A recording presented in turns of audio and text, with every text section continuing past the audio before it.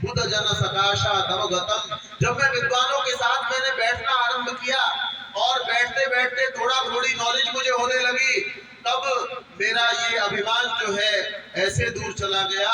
ज्वर इव मदो में विपगता, जैसे मनुष्य का बुखार सुबह देखते हैं 104 बुखार है और वो सिरप आपने पिलाया और थोड़ी देर के बाद 99 पे आ जाता है। तो ये जो है मनुष्य की अभिमान की स्थिति है। वो कहता है जितनी नॉलेज आपको होती चली जाती है उतना आप जो है विनम्र होते चले जाते हैं, और जितना कम जानकारी होती है उतना आदमी सोचता है कि मेरे जैसा जानकार कोई नहीं। रविंद्रनाथ टैगोर बूढ़े हो गए, कुछ लोग उनको अच्छा मानते हो कुछ बुरा मानते हो, लेकिन साहित्यकार तो थे और नामचीन साहित्यकार थे। और साहित्यकार थे, वो बूढ़े होकर के उन्होंने एक लेख लिखा उसमें भगवान से नाराजगी व्यक्त की और कहने लगे मनुष्य को पता चल जाता है अब तू बूढ़ा हो गया है, तेरे घुटने में दर्द होता है, तेरी आंख में तकलीफ होती है, तेरी कान में तकलीफ है। तो भगवान को नाराज होने लगे, कहने लगे हे भगवान तूने ये क्या किया?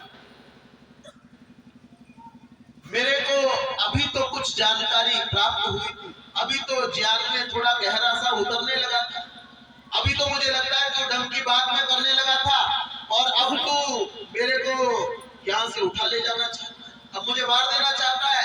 जब मुझे लगता है कि मैं ज्ञान के अंदर, ज्ञान के समुद्र में, ज्ञान की नदी के अंदर मैं डूबने लगा हूँ, थोड़ा अंदर घुसने लगा हूँ, तब तो मार देना चाहता है। ये काहे का तेरा इंसाफ? अब ये बात उन्होंने लिखी और लिखने के बाद में किसी और विद्वान ने इसको पढ़ा और वो पढ़ करके कहता है कि रविंद्रनाथ टैगोर की बात मान करके अगर भगवान उनको 300 साल की और आयु दे देते तो 371 वर्ष की आयु में रविंद्रनाथ टैगोर फिर यही लिख रहे थे। क्या लिख रहे होते? हे भगवान अब तो मैंने कुछ गहरा उतरना शुरू किया था, क्योंकि ज्ञान की गहराई है ही इतनी, जितना आदमी गहरा उतर जाता है उसको लगता है आज तक तो मैं कुछ जानता ही नहीं था, जानना तो आज शुरू किया है। और बहुत वर्षों के बाद, बहुत पढ़ने के बाद फिर लगता है तुझे कुछ नहीं आता, अब भी कुछ नहीं आता, अभी तो और गहराई थी, अभी तो और गहराई। सुकरात के पास कोई पहुंचा और सुकरात को कहा भाई आप तो बहुत जानने वाले हैं, बहुत ज्ञानवान हैं, सारी दुनिया के लोग आपकी प्रशंसा करते हैं, आपकी नॉलेज की बात करते हैं। तो सुकरात कहते हैं हाँ मैं बहुत जानने वाला। लोगों को लगा भैया इसको अभिमान हो गया, इतना बड़ा आदमी है और जानता तो है लेकिन कह रहा है मैं जानता हूँ, हाँ बहुत जानता हूँ। कह लगे आप क्या क्या जानते हैं? बोले लोगों को अपने अज्ञान की जानकारी नहीं होती है कि मुझे कौन कौन सा विषय नहीं पता, मुझे ये पता है कि मुझे क्या क्या नहीं आता, इसलिए मैं ज्यादा ज्ञानवान। ऋषि दयानंद के पास लोग पहुंचे और ऋषि दयानंद कहीं काबू नहीं आते, जो बात कहो उससे और बात जो है ना बड़ी रख दे। लोग कहे भैया हर बात हमारी कट जाती है, इनकी बात ऊपर रह जाती है। कोई ऐसा प्रश्न कर दो जिसके उत्तर के अंदर हाँ करे कि ना करे दोनों जगह फंस जाए। तो ऋषि दयानंद से पूछा कि आप ज्ञानवान है या अज्ञानी? वो अपना सोच करके गए, अगर कहेंगे ज्ञानवान है तो कहेंगे भाई तुम घमंडी हो, और कहेंगे अज्ञानी है तो कहेंगे भाई तुम हमको क्या उपदेश देते हो जब अज्ञानी हो। तो अपने हिसाब से पूरी तैयारी करके गए और जाकर के प्रश्न किया ऋषि दयानंद आप ज्ञानवान है या अज्ञानी? तो दयानंद कहते हैं जिन विषयों को मैं जानता हूँ उनमें ज्ञानवान हूँ, और जिन विषयों को, जिन भाषाओं को मैं नहीं जानता हूँ उनमें अज्ञानी हूँ। तो संसार के बड़े से बड़े आदमी की ये कहानी एक व्यक्ति ने लिखा। वो कहता है कि संसार में आज तक जितना ज्ञान है, आपको जानकारी हो समुद्र में कुछ जीव है, कुछ धरती के नीचे जीव है, कुछ धरती के ऊपर चलने वाले कीड़े मकोड़े, कुछ हमको पता है। तो वो ये लिखता है, वो कहता है कि संसार में जितनी जानकारी आज तक है उसको छोड़ दीजिए, जितनी जानकारी आज तक है उसको छोड़ दीजिए, जितना वैज्ञानिक निरंतर विकास कर रहे हैं। क्या विकास कर रहे हैं? आज तक हमको मान लीजिए 85 तरह की मछलियों का पता था, आज 86वीं मछली खोजी, उसका नाम रखते हैं। कहते हैं एक आदमी के दिमाग में इतना भी सामर्थ्य नहीं कि वो रोज जो जानकारी बढ़ रही है उसको भी अपनी दिमाग के अंदर समेट सके। और आप विचार करेंगे तो ये पेड़ लगे हुए हैं, इसके एक पत्ते की मुझे और आप में से किसी एक आदमी को पूरी ठीक जानकारी नहीं होगी कि ये किस किस काम आ सकता है। और मुझे और आपको अभिमान है कि मैं तो जो है डीलिट हो गया हूँ, मैं पीएचडी हो गया हूँ, मैं एमटेक हो गया हूँ, मैं ऐसा हो गया हूँ। तो वेद के मंत्र ने कहा कि हे मनुष्य तुझे सुपर्ण या जही, तुझे अभिमान नहीं करना चाहिए, अपने ज्ञान का अभिमान नहीं होना चाहिए। और मुझे किस बात का अभिमान होता है? मुझे अपने सौंदर्य का अभिमान होता है। कुछ कुछ अभिनेता और अभिनेत्रियां वो अपनी अवस्था में, युवावस्था में बार बार शीशा देखा करते हैं। घड़ी घड़ी कई लोग जेब में रखा करते हैं। जब मौका लगा निकाल करके शीशा देखा, और उनको सबसे प्यारा दुनिया में कोई लगता है तो शीशा लगता है, क्योंकि सबसे ज्यादा प्रशंसा करने वाला उनका शीशा ही होता है। दुनिया के और लोग प्रशंसा करे ना करे, लेकिन वो शीशा देखते ही कहता है भैया तू तो कमाल है, भगवान ने तेरा क्या स्वरूप बनाया है, क्या सुंदर तुझे बनाया। ये जो युवक और युवतियां शीशा जेब में लिए घूमते हैं, जब ये 80 साल के हो जाते हैं, इनको अपना सबसे बड़ा दुश्मन कोई लगता है तो शीशा नहीं। वो कहते हैं, वो जो कहा करते थे शीशा हमेशा हमारे सामने रखा करो, अब वो कहते हैं हमको कुछ भी दिखा दो लेकिन ये शीशा मत दिखाना।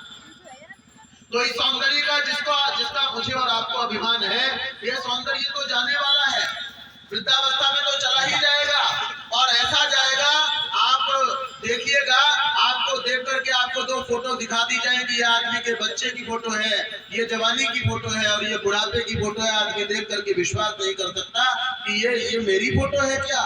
इसलिए कहा तुझे सौंदर्य का अभिमान भी नहीं करना चाहिए। मनुष्य को बल का अभिमान हो जाता है। बैठ जा। बल का कैसा अभिमान होता है ना। वेद के अंदर एक मंत्र आया और ये कहा देखो भाई, अब मैं जवान हो गया हूँ, मुझे बताओ ये पृथ्वी को उठा करके कहाँ रखूं। बल के अंदर स्वाभिमान ऐसा आता है, अभिमान ऐसा आता है कि मैं तो पता नहीं क्या कर दूंगा, है ना, गाड़ी को उठा करके कहीं रख दूंगा। एक राममूर्ति पहलवान हुए, उन्होंने रेलगाड़ी रोक दी, लेकिन वही राममूर्ति पहलवान, वही चंदगीराम पहलवान, वही जब बूढ़े हो जाते हैं, है ना, जो दौड़ते थे तो टाइम बीतता चला जाता था, लोग देखते जाते थे, दिन बीत गए लेकिन उनकी दौड़ ही नहीं रुकती थी। और जितना मर्जी दौड़ाओ, उनको जितना मर्जी खिलाओ, इतना सामर्थ्य था। वही व्यक्ति एक दिन बिस्तर पर आकर के पड़ जाता है, और दो आदमी लगते हैं उसको उठा करके बैठाने में, दो आदमी उसको सिराने के साथ ही सबकी अवस्था आती है, मेरी आएगी, आपकी आएगी, दुनिया के बहुत सारे लोगों की आ गई। तो इस बल का जो आकर के चले जाना है, उसका मुझे और आपको क्या अभिमान करना। तो वेद के मंत्र ने कहा कि सुपर्ण या तुम जई है मनुष्य, तू गरुड़ की चाल को छोड़ दे। ये जिस चीज का तू अभिमान किया करता है, तू धन का अभिमान किया करता है, ये धन तेरे पास में आज है और कई बार जीवन काल में चला जाता है, और जीवन के बाद में तो जाने वाला बिल्कुल ही नहीं है। जो चीज साथ में नहीं रहेगी, जब आप आए थे तो इतनी संपदा आपके पास नहीं थी, थोड़ी बढ़ गई, और उसके बाद जब आप जाएंगे, जाने से बहुत पहले बच्चे आपके छीन लेंगे। सारी दुनिया के बच्चे छीन लेते हैं, आपके और मेरे बच्चे ही नहीं, सारी दुनिया के बच्चे छीन लेते हैं। एक संस्कृत के कवि ने बड़ा सुंदर लिखा, वो कहता है अवश्यम ज्ञातारः चिरतरम शित्वापि विषयाः, कि जो कुछ आपके पास में वो आपसे छिन जाना है अवश्य, तो क्यों उसका अभिमान करना है, क्यों उसका अभिमान करना। और अंतिम बात कही, गृध्र या तुम जई, हे मनुष्य तो गीध की चाल को छोड़। गृध्र एक ऐसा पक्षी है, पक्षी संचय नहीं किया करते, लेकिन गीध को संचय करने का उसका स्वभाव। एक को ला करके मार के यहाँ रखेगा, दूसरा और चाहेगा और रखू, खाएगा नहीं, ला करके रखेगा, इकट्ठा करेगा। तो कहा कि ये मनुष्य, तुझे गृध्र की चाल को, गीध की चाल को छोड़ देना चाहिए, तुझे लोभ नहीं करना चाहिए। एक कवि ने बड़ी सुंदर बात, बड़ी सुंदर कल्पना की। वो कहता है, वास्तविकता है आपकी और मेरे इस विश्व की, इस संसार की, इस देश की वास्तविकता है। वो कहता है कोई जमाना था कि आपके खेत के अंदर, मेरे खेत के अंदर एक वर्ष में 1 या 2 फसल हुआ करती थी, और आगे वैज्ञानिक कृषि का युग आया, आपने कृषि विश्वविद्यालय बना लिए, वैज्ञानिक कृषि करते हुए एक ही खेत से एक ही वर्ष में अनेक प्रकार की फसलें आप लेने लगे। जिस समय में एक खेत से 1 या 2 फसल होती थी, तब सबके पास किसी ना किसी तरीके का पेट भरने का हिसाब किताब था। लेकिन जब बहुत सारी फसलें एक ही खेत से ली जाने लगी, तो हमने क्या देखा, हमने ये देखा कि भूख से मरने वाले लोगों की संख्या बढ़ गई। और वो कहता है एक जमाना था, चरखे के ऊपर सूत को काटा जाता था, घंटों में 1 मीटर कपड़ा, 2 मीटर कपड़ा बनकर के तैयार होता था। तब हमने दुनिया के लोगों को जाकर के देखा, सबके पास अपना तन ढकने का जैसा कैसा छोटा मोटा बड़ा कपड़ा था। लेकिन हमने उसके बाद विकास किया और सूरत के अंदर जाकर के कपड़े के मिलों में देखा, वहां पर एक एक मशीन 1 घंटे के अंदर सैकड़ों मीटर कपड़ा तैयार कर रही है, और उसी सूरत शहर में, उसी मुंबई शहर के अंदर आदमी निर्वस्त्र होकर के सड़क के ऊपर पड़ा हुआ है।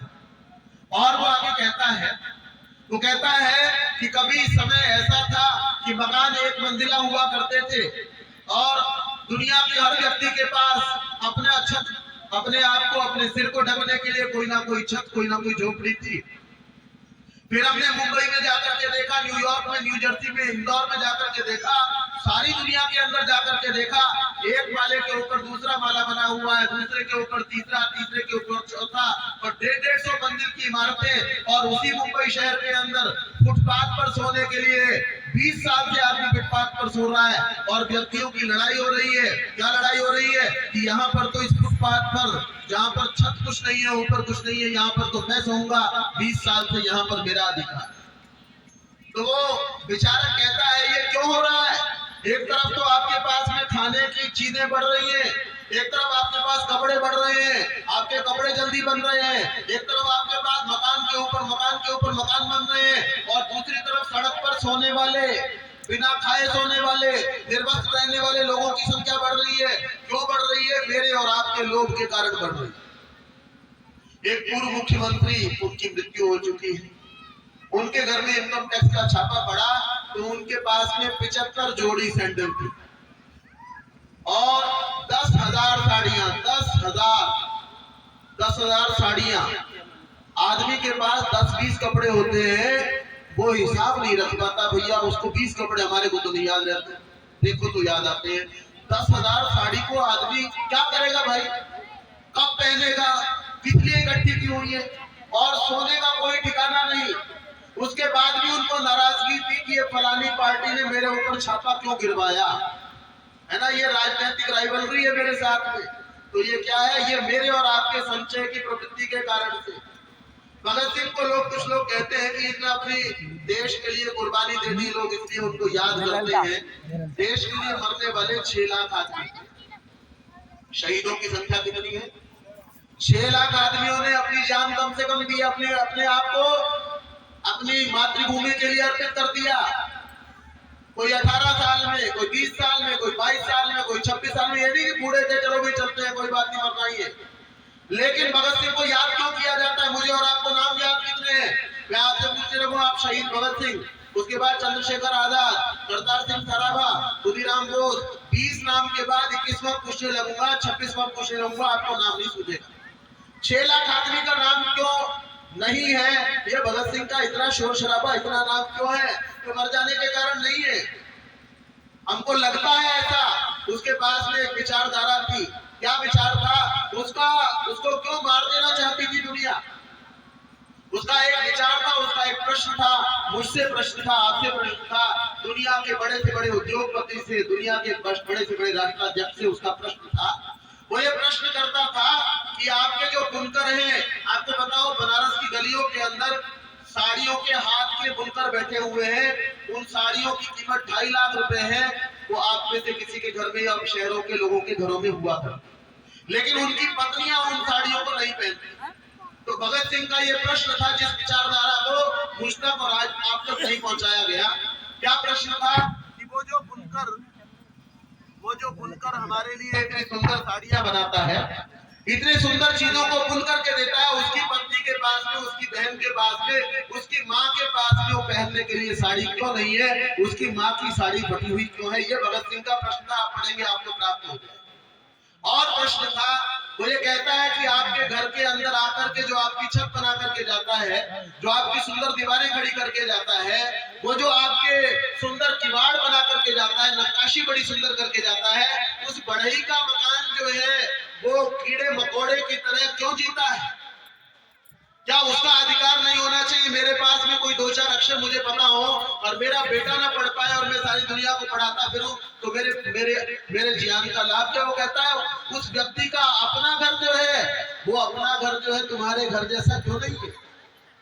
और उसका प्रश्न था, वो कहता है कि दुनिया के लोगों के लिए कपड़ा बनाने वालों के पास कपड़ा नहीं है, दुनिया के लोगों के लिए मकान बनाने वालों के पास ढंग का मकान नहीं है, दुनिया के लोगों को और चीजें प्रदान करने वालों के पास में वो वस्तुएं क्यों नहीं है, ये प्रश्न करने वाला था। इस प्रश्न के कारण दुनिया उसको जानती है, नाम इस कारण से हुआ। और हमने कहा भैया मर गए इसलिए हो गया, मरने वाले तो बहुत सारे हैं। तो मुझे और आपको किस कारण से है कि संसार के कुछ व्यक्तियों की लोभी वृत्ति के कारण से उन लोगों ने बहुत संचय करके रखा और कुछ और व्यक्तियों को कुछ भी प्राप्त नहीं हुआ। कुछ और व्यक्तियों को कुछ भी, वो कहता था, भगत सिंह ये कहता है कि आप जो करोड़ों रुपए अपने संसाधनों के ऊपर व्यय कर देते हो, ये आप गरीब लोगों के अर्निंग के जो चीजें हैं उनको तुमने सारा का सारा अपने कब्जे के अंदर रखा। इस कब्जे के कारण से दुनिया के अंदर अशांति है। जब तक ये असमानता रहेगी, जितनी असमानता आज है, जितनी असमानता उस समय थी, जब तक ये असमानता रहेगी तब तक दुनिया कभी शांत नहीं हो सकती है। बहुत से लोग कहते हैं जी आप ओम का जप करोगे उससे शांति हो जाएगी। अरे आदमी के पास में कपड़ा नहीं है, आदमी के पास में रोटी नहीं है, तुम ओम का जप करने से कैसे शांति कर लोगे? तो मुझे और आपको लोभ की वृत्ति को छोड़ देना चाहिए। मुझे और आपको त्याग की वृत्ति को अपनाना चाहिए। ये यज्ञ के अंदर आदमी चाहता तो एक बार में 50 क्विंटल घी को एक बार में खपा सकते हो आप। एक बार में लकड़ी रख दो, बहुत सारी आग लगने लगे, सारी की सारी खपा दो, एक बार में सारी सामग्री डाल दो, एक तरफ हो दो। लेकिन क्या किया, बार बार थोड़ा थोड़ा दो, बार बार दो, लगातार अग्नि को उद्बुद्ध होने दो, लगातार जलने दो, बार बार देने वाले हम। एक हॉलैंड का गरीब किसान था और वो जो गरीब किसान था उसने एक दिन अपनी किसानी का काम करने के बाद में औजारों को साफ किया। औजार साफ करते हुए उसको किसी बच्चे की रोने की आवाज सुनाई दी। तो वो चल करके देखने गया, भैया कौन रो रहा है, क्यों रो रहा है? तो पता चला कि कोई बच्चा दलदल में धंस रहा है, तो निकलने के लिए प्रयास कर रहा है, तो उसके कारण रो रहा है। तो दलदल ऐसा होता है कि जितना निकलने का प्रयास करो उतना धंसता है। ये वहीं का रहने वाला था, इसने पेड़ की शाखाओं को पकड़ा, इधर उधर लटका और प्रयास पूर्वक बच्चे को बाहर निकाला। बच्चे को कहा बेटा नहा लो, बच्चा नहा लिया। फिर कहा बेटे तेरे को अपने घर का रास्ता मालूम है? बोले हाँ मालूम है। तो बोले चले जाओ। फ्लेमिंग ने सोचा कि बात समाप्त हो गई यहीं पर, लेकिन बात वहां पर समाप्त नहीं हुई।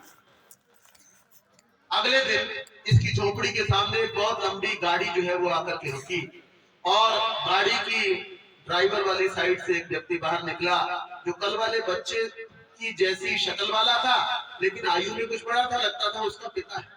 बाई तरफ से वो बच्चा बाहर निकला और आकर के वो बड़ा व्यक्ति कहता है इस फ्लेमिंग से, किसान से, कि आपने मेरे बच्चे को कल दलदल में धंसने से बचाया था। ये मेरा इकलौता एकमात्र बच्चा है। मेरे पास में धन बहुत है और मुझे लगता है आपके पास में कुछ कम है, मैं आपको कुछ देना चाहता हूं। तो ये कहने लगा जी मैं आपसे कुछ लेना नहीं चाहता, आप तो देना चाहते हो लेकिन मैं नहीं लेना चाहता। तो कहने लगे आपने मुझसे मांगा तो नहीं है, ये मेरा इकलौता बच्चा था, अगर आप मेरे से सारी संपदा भी मांग लेंगे तो भी मैं आपके एहसान को उतार नहीं पाऊंगा। मैं देने के लिए आया हूँ, आपने मांगा नहीं, मैं खुद देना चाहता हूँ, आपको क्या दिक्कत है? बोले बहुत बड़ी परेशानी है लेने में। बोले क्या परेशानी है? ये परेशानी ये है कि आपका बच्चा मैंने आज बचाया और आप मान लीजिए पैसे देकर के गए और मैंने पैसे रख लिए। कल को कोई और दूसरा बच्चा जब डूब रहा होगा तो मैं उस बच्चे की शक्ल देखूंगा, धनी परिवार का लगता है, गरीब का लगता है ना? ये मेरे अंदर लोभ की भावना आप जागृत करके जाएंगे, बच्चा बचाता हूँ, पैसे आते हैं और मैं देखूंगा कि ये बच्चा धनी परिवार का लगता होगा तो उसको बाहर निकालूंगा, गरीब लगेगा तो जाने दो, पता नहीं इसके पिता कुछ देकर के जाएंगे। तो ये लोभ की वृत्ति जो है मैं अपने अंदर नहीं जागृत होने देना चाहता। मैं जितना कमा रहा हूँ उतने में मैं बड़ा खुश हूँ, बड़े आनंद से मेरा जीवन कट रहा है, मुझे कोई परेशानी नहीं, इसलिए मैं आपसे नहीं ले सकता, क्योंकि मैं ये नहीं चाहता कि जब कोई बच्चा धंस रहा हो तो मैं उसकी आर्थिक स्थिति का विचार करूं। तो ये मायूस होकर के कई बार कह करके गाड़ी में दोबारा बैठने लगा। अच्छा, ये जो पॉलिटिशियन और जो बिजनेसमैन होते हैं ये कई तरीके से बात किया। अब इसके बाद में एक बच्चा जो फ्लेमिंग का बच्चा था, किसान का बच्चा था, वो झोपड़ी से खेलता हुआ बाहर आया। इसको फिर कुछ सूझा, ये व्यक्ति फिर गाड़ी से बाहर आया, कहने लगे जी एक बात और करनी। बोले आप क्या कहना? कि अब ये कहना है कि आप मुझसे कुछ नहीं लेना चाहते, मैं आपको कुछ नहीं देता। बस फिर और बताओ। और बात ये है कि आज जो आपका बच्चा है, जैसे आपके इतने अच्छे संस्कार हैं तो आपके बच्चे को भी अच्छे संस्कार मिले। मैं ये चाहता हूं कि मेरा बच्चा जिस स्कूल में पढ़ता है उसमें इसको भी पढ़ा देते हैं, इसकी संगति से मेरा बच्चा भी अच्छा बन जाएगा, मेरा जो है इसमें हित हो जाएगा। तो आप अपने बच्चे को मेरे साथ में पढ़ने की अनुमति दे दीजिए। तो किसान को ये बात समझ में आ गई। ये दोनों बच्चे इकट्ठे पढ़ने लगे और पढ़ने लगे। ये बच्चा किसान का बड़ा हुआ तो इसका नाम हुआ अलेक्जेंडर फ्लेमिंग। आपने नाम सुना हुआ है क्या? जिसने पेनिसिलिन नाम के इंजेक्शन का आविष्कार किया और जिस बच्चे को दलदल में धंसते हुए बचाया था, वो बच्चा जब बड़ा हुआ तो उसका नाम हुआ विंस्टन चर्चिल। इसका नाम आपने सुना हुआ है, ये इंग्लैंड का प्रधानमंत्री हुआ। दोबारा से चर्चिल जब ज्यादा बीमार पड़ गया तो वो जो इंजेक्शन बच्चे ने आविष्कार किया था, बड़े ने, अलेक्जेंडर फ्लेमिंग ने, उस इंजेक्शन से दोबारा से उसकी जान बची।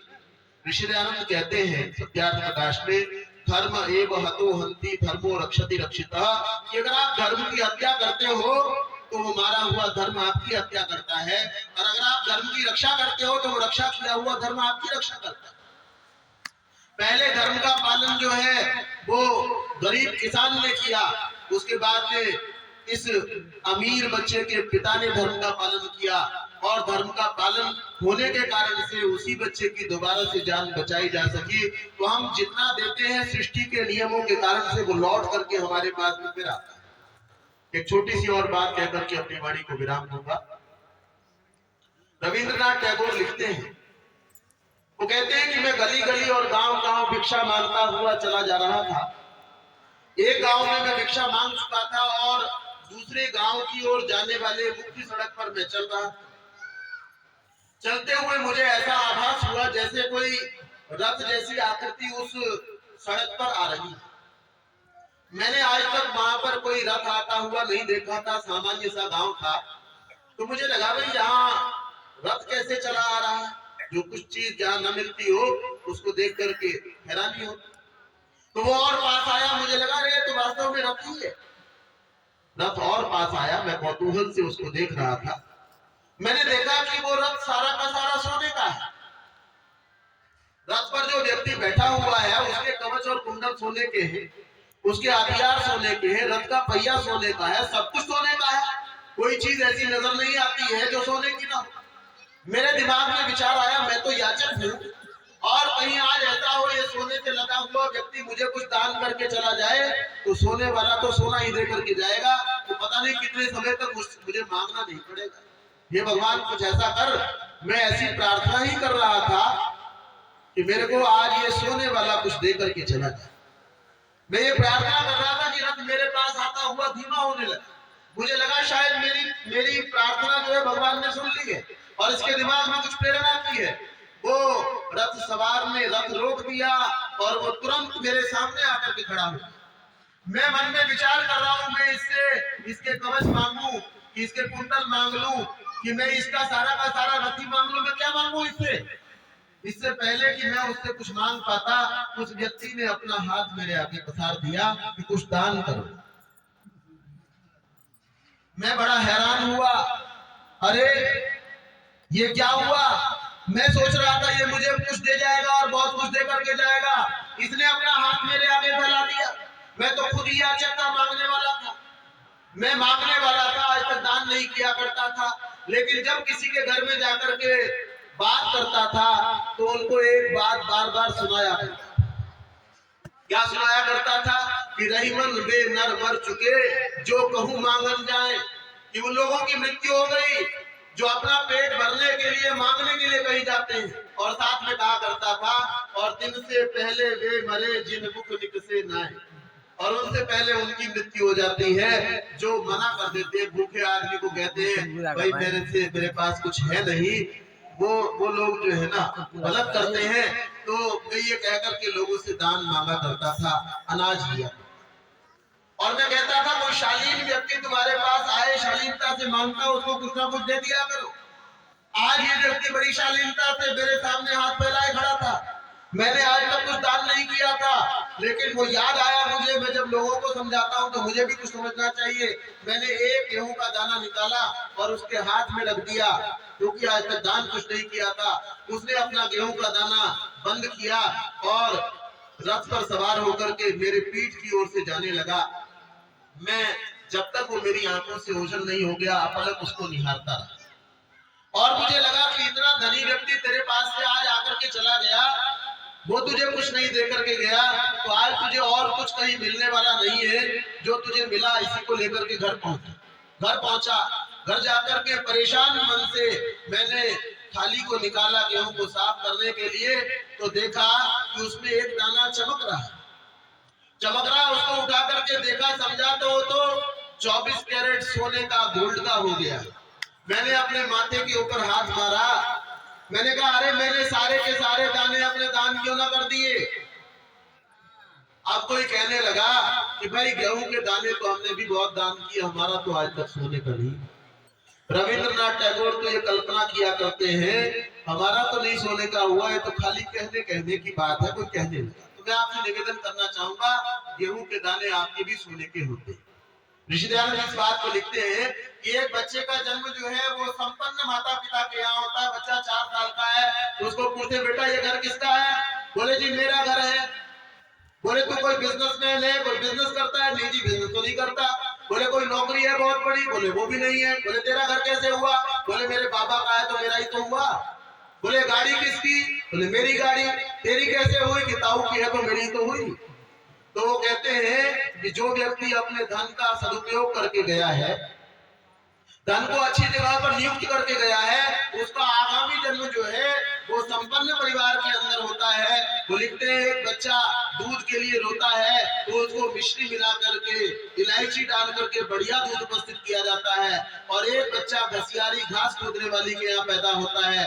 घास खोदते खोदते वो पीठ पर बांध करके काम में लगी रहती है, धूप के अंदर तपता रहता है और उसको दूध की इच्छा होती है, पानी की इच्छा होती है, तो दूध पानी नहीं दिया जाता, उसको भूसा थपेड़ा पड़ता है। तो ये क्यों है? जिसने अपने धन का सदुपयोग किया उसके दाने जो है वो सोने में परिवर्तित होकर के उसको प्राप्त हो गए। और जिसने अपने ज्ञान का सदुपयोग किया, किसी के पास में नॉलेज थी और उसने उसको दुनिया के लोगों को देने का काम किया, तो उसका ज्ञानवान लोगों के परिवार में जन्म होता है। और जिन लोगों ने ज्ञान का दुरुपयोग किया है ना, दुनिया के 5 लाख वैज्ञानिक इस समय मनुष्यों को जल्दी से जल्दी कैसे मारा जा सकता है इसकी खोज में लगे हुए। 5 लाख वैज्ञानिक कि आदमी के ऊपर नमक छिड़को और मर जाए। तो ऐसा जो ज्ञान का उपयोग करने वाले हैं उनको निरक्षर भट्टाचार्यों के यहाँ जन्म मिलता है। जहाँ एक अक्षर काला अक्षर भैंस बराबर लोगों के यहाँ जन्म मिलता है। तो मुझे और आपको ज्ञान का धन का सदुपयोग करना चाहिए। वेद का मंत्र कहता है दृढ़ या तुम जही, हे मनुष्य तू गीत की चाल को छोड़ दे, लोभ को छोड़ दे। ये थोड़ी सी बात आपके बीच में रखी, समय इजाजत नहीं देता कुछ और कहने की। आप सभी ने ध्यान पूर्वक सुना, आप सभी का बहुत सुंदर आचार्य जी का उपदेश। शांति पाठ के बाद आप सब लोग जाएंगे और 3 बजे पुनः यज्ञ का प्रारंभ होगा।